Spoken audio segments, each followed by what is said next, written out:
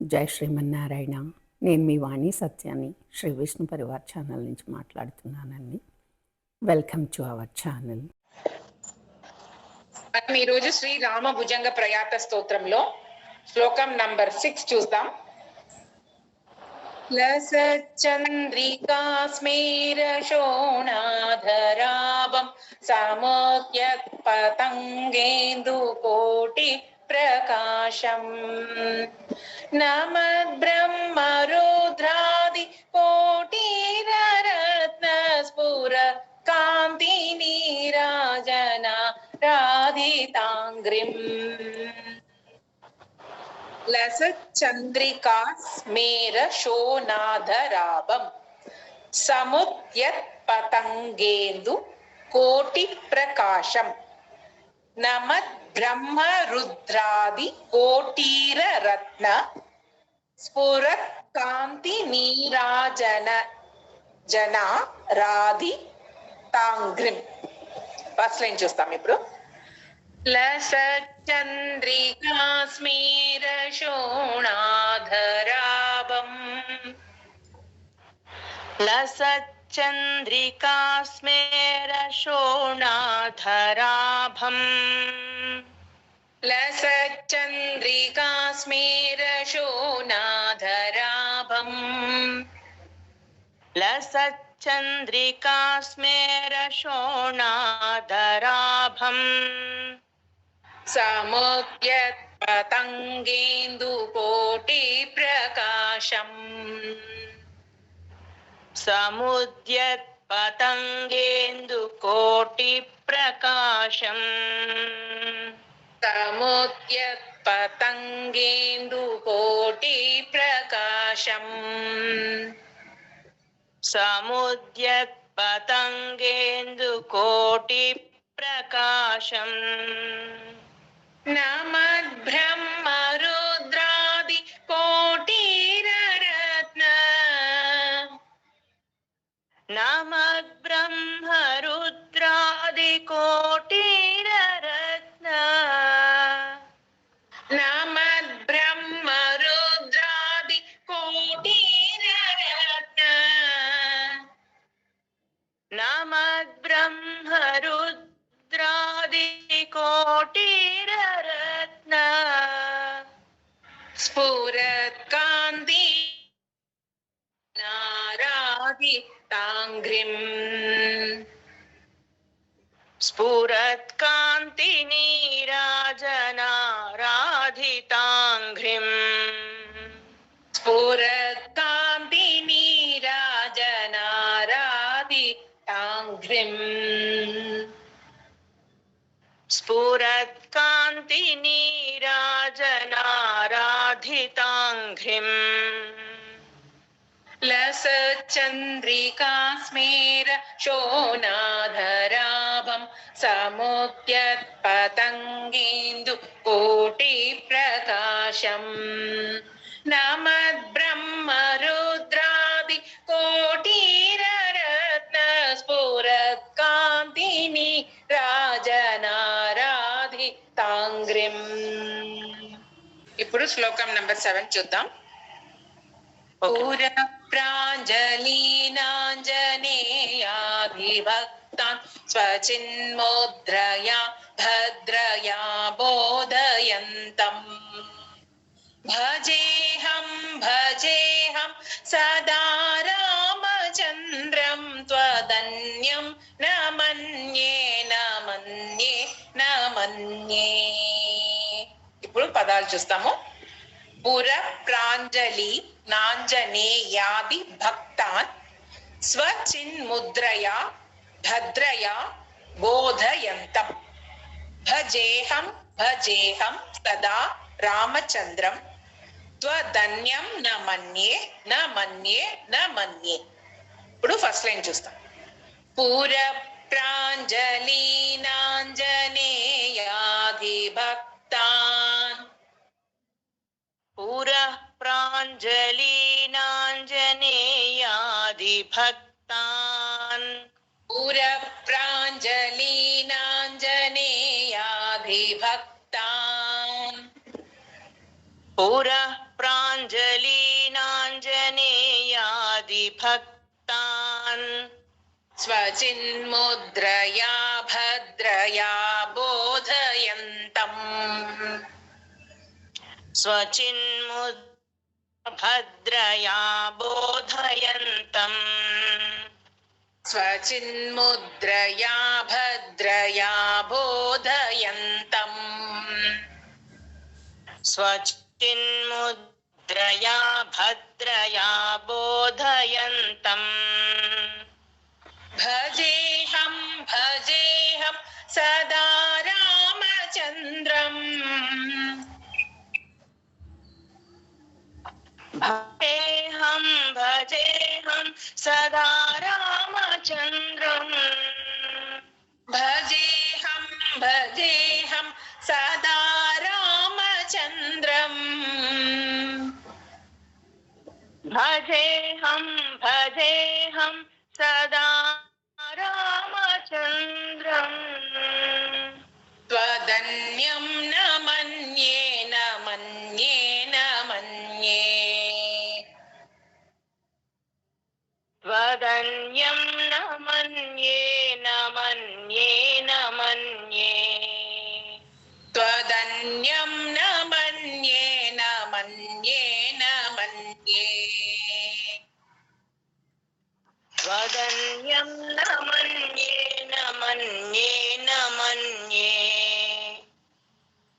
पुरप्राञ्जलीनाञ्जनेयाधिभक्तान् स्वचिन्मुद्रया भद्रया बोधयन्तम् भजेऽहं भजेऽहं सदा रामचन्द्रं त्वदन्यं न मन्ये न मन्ये न मन्ये. ఇప్పుడు శ్లోకం 8 చూద్దాం. यदा मत्समीपं कृतान्तः समेत्य प्रचण्ड प्रकोपै भटैर्भीषयेन्मान् तदा विष्करोषि त्वदीयं स्वरूपं सदा प्रणाशं सकोदण्डबाणम् यदा मत्समीपं कृतान्त समेत्य प्रचण्ड प्रकोपैर् भटैर् भीषयेन्माम् तदा विष्करोषि त्वदीयं स्वरूपं सदा పత్ప్రణాశం సకోదండ బాణం. ఇప్పుడు ఫస్ట్ లైన్ చూద్దాం. యదా మత్సమీపం కృతాంత సమేత్య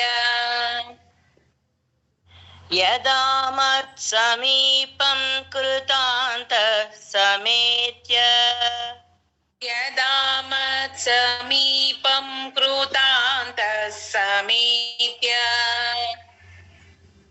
यदा मत्समीपं कृतान्तः समेत्य प्रचण्ड प्रकोपैर्भटैर्भीषयेन्माम् प्रचण्ड प्रकोपैर्भटैर्भीषयेन्माम् प्रचण्ड प्रकोपैर्भटैर्भीषयेन्माम् प्रचण्ड प्रकोपैर्भटैर्भीषयेन्माम् तदा विष्करोषि त्वदीयं स्वरूपम् तदा विष्करोषि त्वदीयं स्वरूपम् तदा विष्करोषि त्वदीयं स्वरूपम् तदा विष्करोषि त्वदीयं स्वरूपम्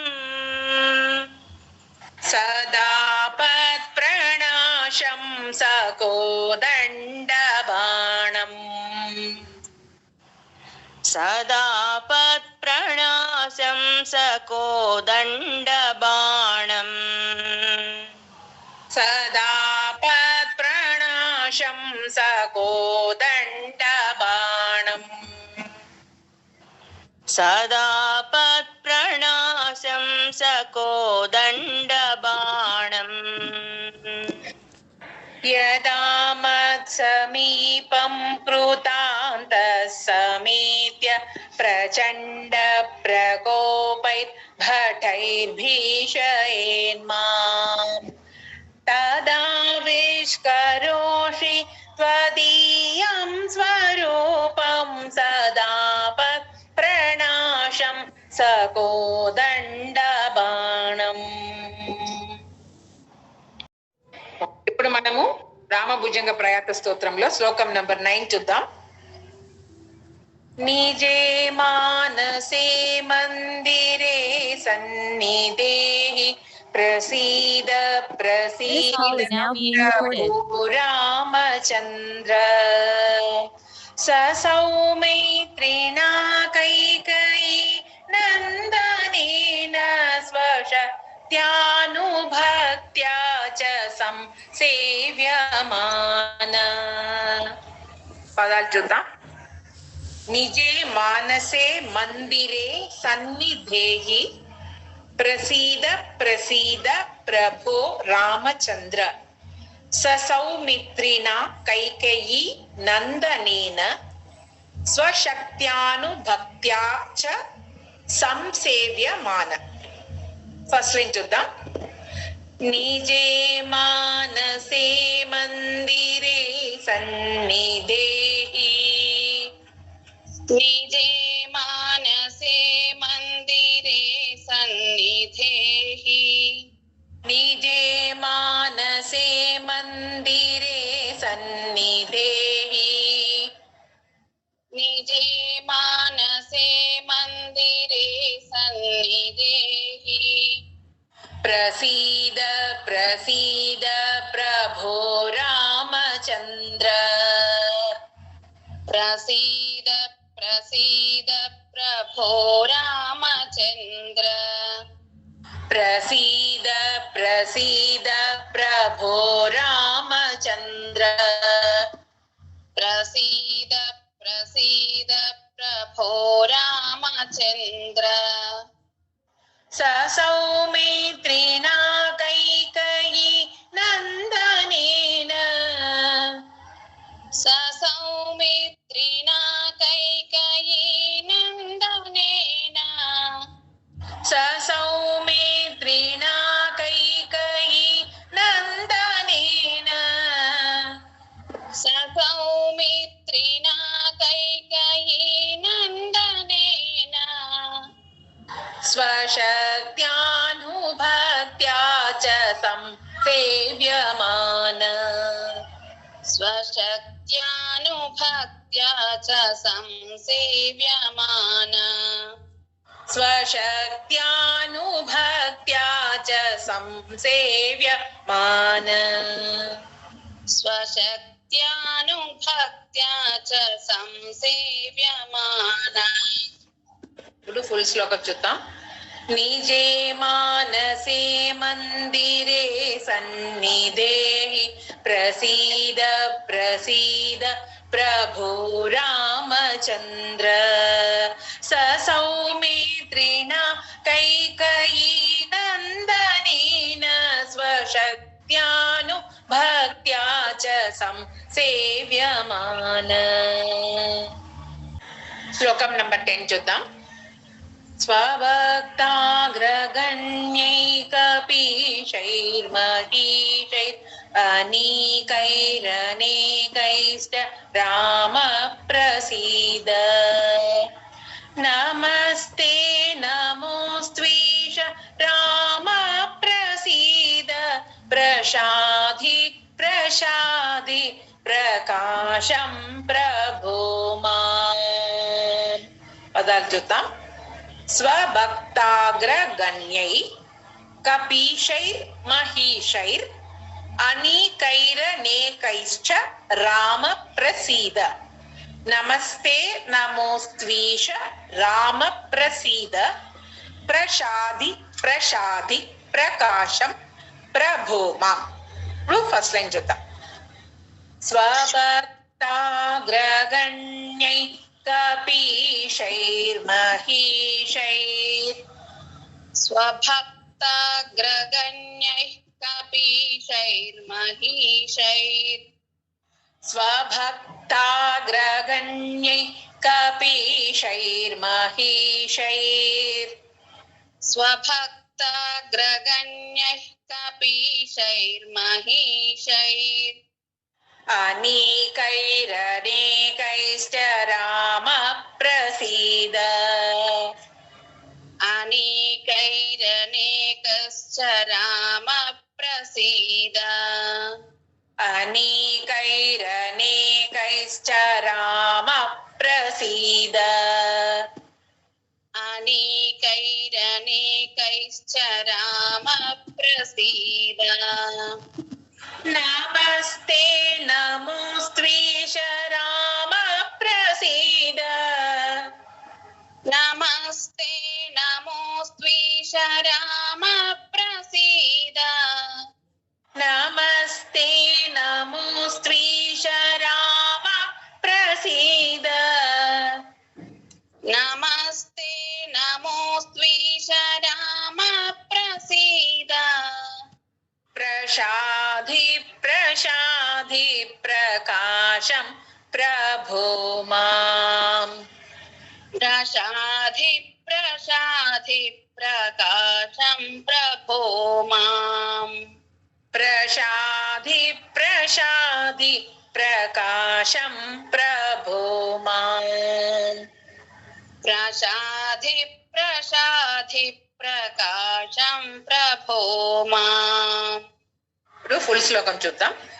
స్వభక్తాగ్రగణ్యై కపీశైర్మహీశైర్ अनीकैरनेकैश्च राम प्रसीद नमस्ते नमोऽस्त्वीश राम प्रसीद प्रसादि प्रसादि प्रकाशं प्रभो माम्. జై శ్రీకృష్ణ. ఈ వీడియో కనుక మీకు నచ్చినట్లయితే కనుక లైక్ చేయండి, షేర్ చేయండి, అలాగే సబ్స్క్రైబ్ చేసుకోండి. మీ లైక్స్ మాకు చాలా ఇంపార్టెంట్ అండి. మీరు అందరూ కూడా లైక్ చేస్తున్నారు. ధన్యవాదాలు. ఉంటాను మరి.